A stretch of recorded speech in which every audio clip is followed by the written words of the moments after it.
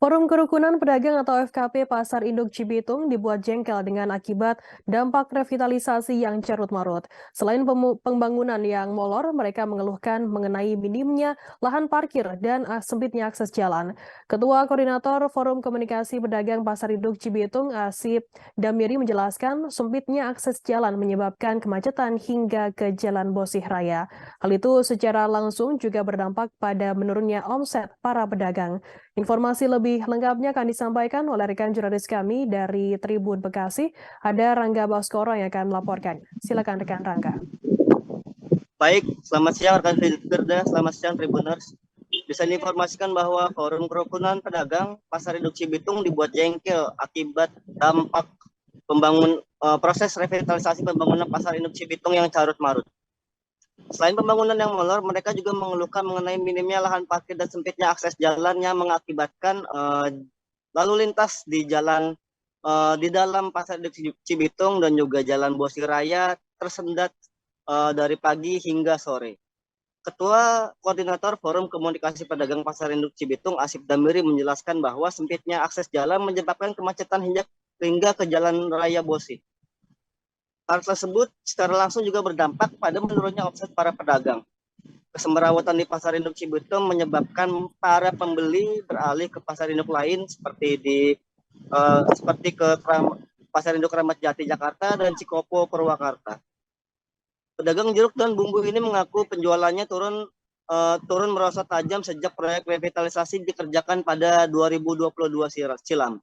Apabila dalam sehari ia bisa menjual 2 sampai 1 ton jeruk, namun saat ini ia hanya bisa menjual sebanyak 8 kuintal. Terlebih lagi pedagang juga harus dipusingkan dengan adanya dualisme kepengelolaan yang kini sedang bersengketa di meja hijau. Diketahui bahwa proyek revitalisasi Pasar Induk Cibitung sekarang sedang dalam proses persidangan di mana salah satu pihak melakukan gugatan mengenai pembangunan yang dipindah alih tangankan tanpa sepengetahuan Pemkab Bekasi.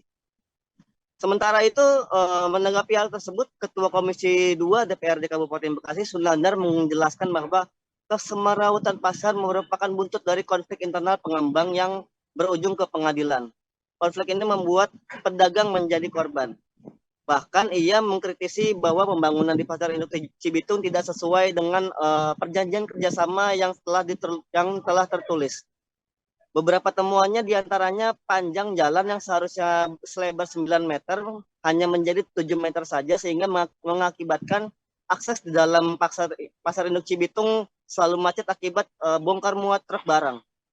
Sementara itu, anggota Komisi 2 Himawan Abror menjelaskan bahwa selain parkir, jalur pejalan kaki di dalam Pasar Induk Cibitung juga beralih fungsi menjadi tempat pedagang menyimpang barang dagangannya.